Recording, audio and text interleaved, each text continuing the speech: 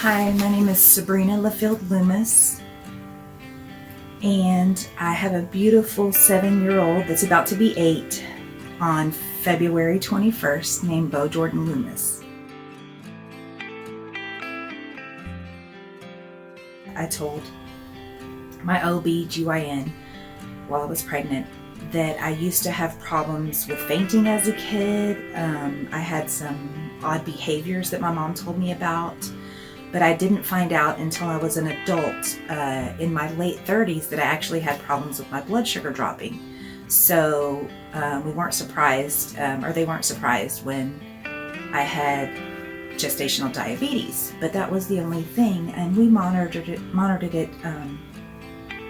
while I was pregnant, and everything seemed to be fine. I actually ended up being in labor for right at 3 days. They tried to induce me and nothing was happening. It had already been 2 days. I just, I didn't feel right for being in the hospital for 2 days and not moving, sitting in a bed. I shouldn't have been feeling the way I was feeling and feeling just kind of lightheaded and out of it. And they said, no, don't worry about it. We checked your blood sugar when you first got here. And I'm thinking to myself, that was almost 2 days ago. And they still kept blowing me off, and they actually started talking about having a C-section. Just a little while after eating, I actually started dilating and going into labor, and then they're telling me, don't push, he's about to come out. So he ended up coming out, and the rest was fine. And for the first part of his life, he just seemed to be a happy, just wonderful little boy.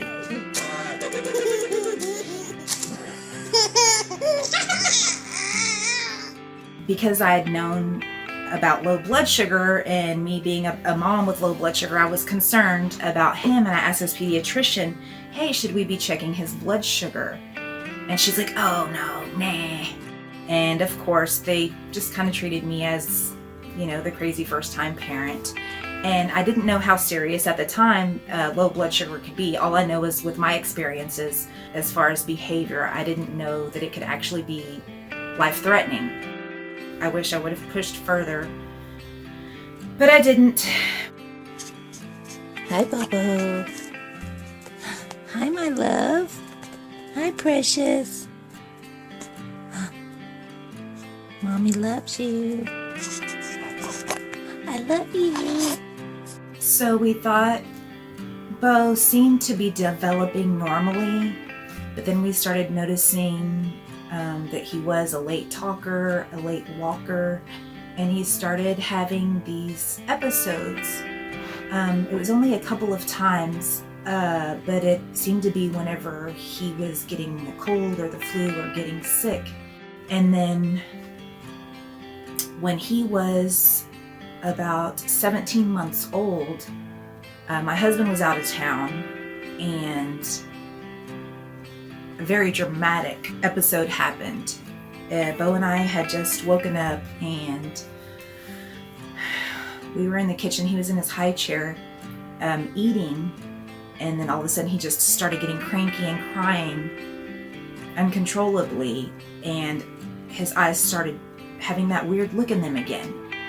And I could see his eyes, he almost was looking up, and I was like, something's not right. He's just crying and crying, and my gut was like, this is not good. He wouldn't stop crying.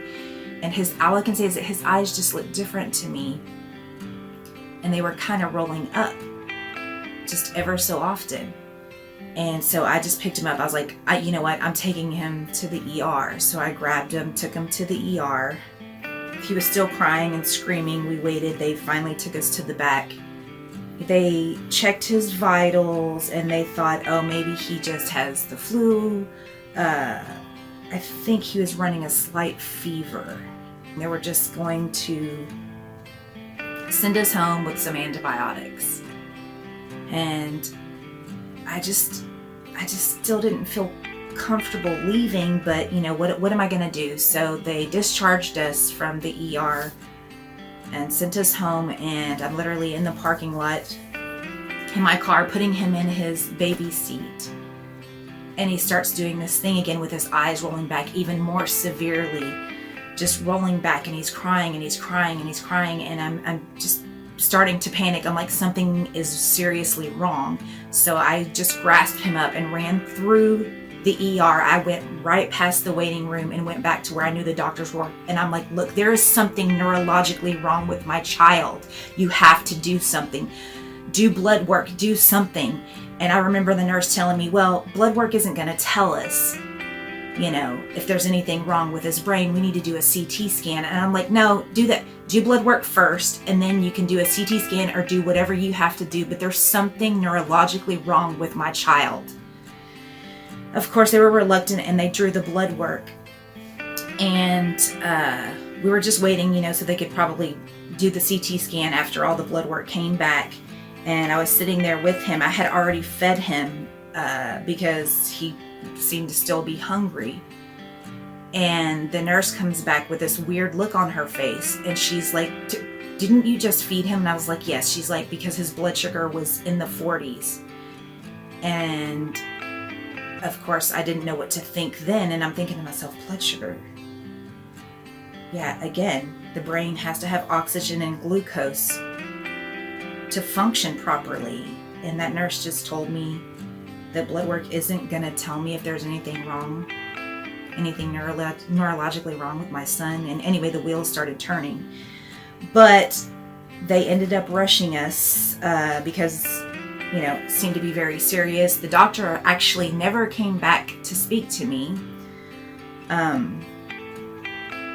Didn't say a word. They actually called an ambulance and decided to send us to downtown for more specialists. And they sent us down to Texas Children's Hospital.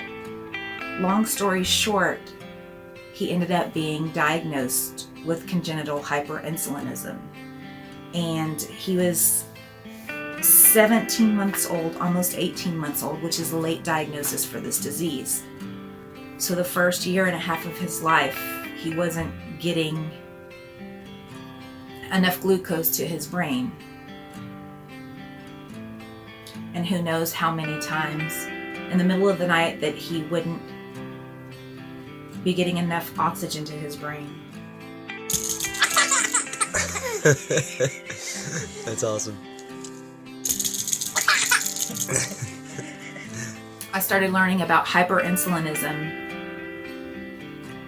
and the damage that it can do. And talking about this is very, very difficult for me. Anyway, Bo's diagnosis, late diagnosis of hyperinsulinism, severely affected his brain. We've been through a lot with him. We've spent our life savings trying to figure out how to help him heal from this brain injury that was caused, that could have been prevented. Let's just say that. Yeah, he's done all kinds of therapies. Food therapies. He has major food issues, feeding, eating. Bo has learning disabilities, diagnosed with autism. He is nonverbal, still considered nonverbal at almost 8 years old, but he did start talking and saying words more at 6. Hey, Bobo, what's your name?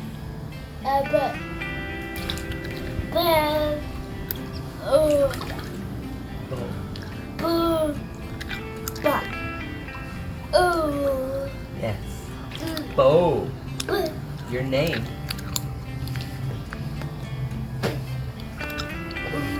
Yeah, that's your name. That's your name. He did say mama for the first time when he was 5 years old.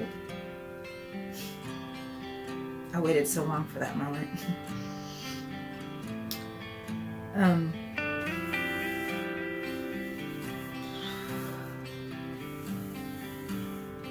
After Bo's congenital hyperinsulinism diagnosis, we knew that it was protocol to periodically do a fasting study as a lot of children grow out of this disease. I knew that he was still having problems with his blood sugar dropping, so I never wanted to do a fasting study and put him through that unless I knew for sure that there was a chance that he had grown out of it. And we had missed doses before, and his blood sugars would start to drop pretty quickly. So I still knew that he needed this medicine to survive. It ended up being at the age of 5 when I finally said, you know what, maybe it's time for us to go ahead and do a fasting study and see if he's grown out of this. We were so grateful. They said, Bo, his body is now making ketones. You're gonna be cured of this disease, is pretty much what they say, what they tell you. But I was still just had that little piece of me that said, you know what, let's just still continue to monitor him, which we did at home. We always are very particular about diet. We kept him at a certain amount of carbs, not too little and definitely not too much. He was 6 years old the first time he ever actually had candy. We, tried to keep life as normal as possible and just continue to monitor him. But I actually told the doctor, do you mind if we keep him on it, since he's still doing okay? He technically has grown out of this, but it's keeping his blood sugars right where they need to be and where I feel comfortable. Because I still knew once we took him off of the medicine, his numbers would go down lower, like in the 50s and 60s. And the way we worked his diet out and how many carbs he was eating, just this small amount of diazoxide, 1 ml, was keeping him where he needed to be. And he agreed to let me continue, even though he had outgrown that diagnosis, and this was keeping him stable, especially at school, just to keep his teachers comfortable with his numbers. It would just keep his numbers about 20 or 30 points higher. And so we agreed to do that. Where we are now is October 31st. Bo caught some kind of stomach bug and started having these vomiting episodes. I mean, scary vomiting episodes. Like, he wouldn't stop. I was so afraid. And especially because he does still have to take diazoxide, that we wouldn't be able to keep the medicine down, and we were having problems keeping food down. At first I was like, well, we don't have as much to worry about because his body's making ketones now. That's what I kept telling myself. He's going to be okay. And we checked his blood sugars, and they were still like in the 70s and high 60s for a couple of days, because he was vomiting for a couple of days. But it ended up being on the 3rd day he was sick. I woke up that morning, and I looked, and all of a sudden Bo was in bed with me, which never happens. And then I look at the clock, and it's over an hour past his normal time that he wakes up. And I was thinking to myself, something is seriously wrong. This child always wakes up early and ready to go.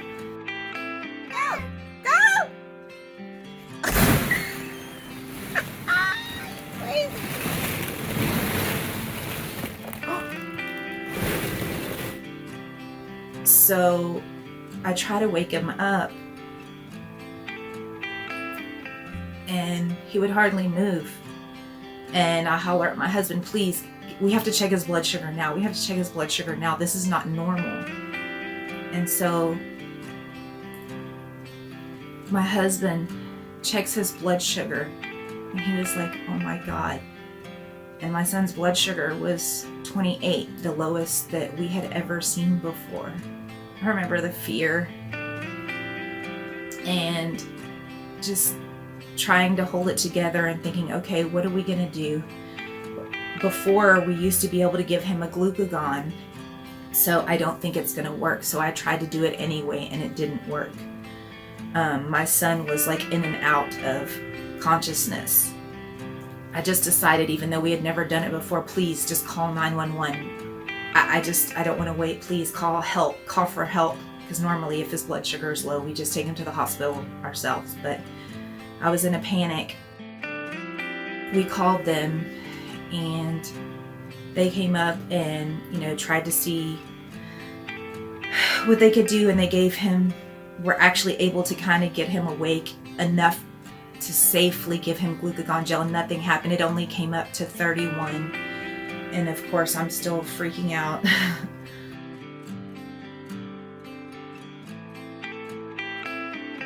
And I remember the paramedic saying something that no one's ever said to me through his whole hyperinsulinism journey, is that make sure he's breathing, make sure he's breathing. And I'm like, well, why? And he said, when their blood sugar drops that low, the tongue can swell and block the airway. And I'd never heard that before. So we checked, and of course he was breathing, but I was just like, you know what, give him to my husband. You know, they were kind of waiting around, and if I'm a very urgent mother, and so I just told my husband, take him right now, take him to the hospital. And he did, and they ran a bunch of tests, and we now have a new diagnosis. My son was diagnosed at the hospital. They checked his blood work, and with his blood sugar being extremely low, his ketones were extremely high. All they said was they were 10 times the normal amount that they should be. And they ended up diagnosing my son with ketotic hypoglycemia. And I wonder how many years he's actually had this, and we didn't know.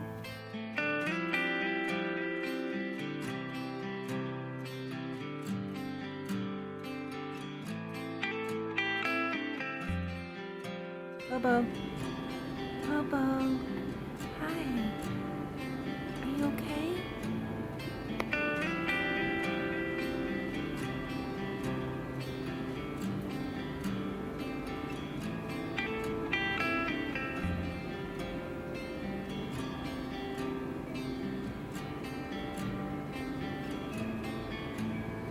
We have to bring awareness and education to more people, especially when it comes to infants. How many of these children are having problems with low blood sugar? I wish I would have known a long time ago the damage that low blood sugar can do to your brain.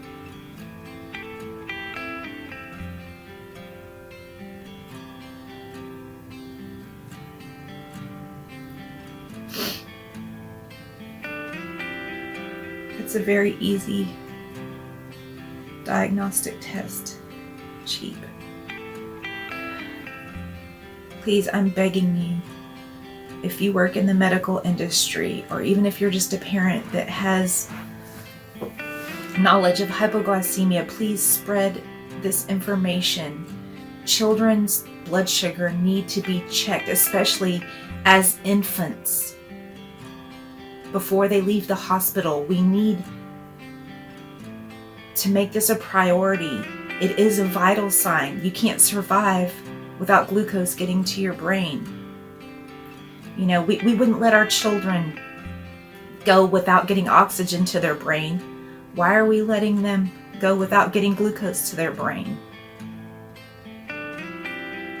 Please, I'm begging you.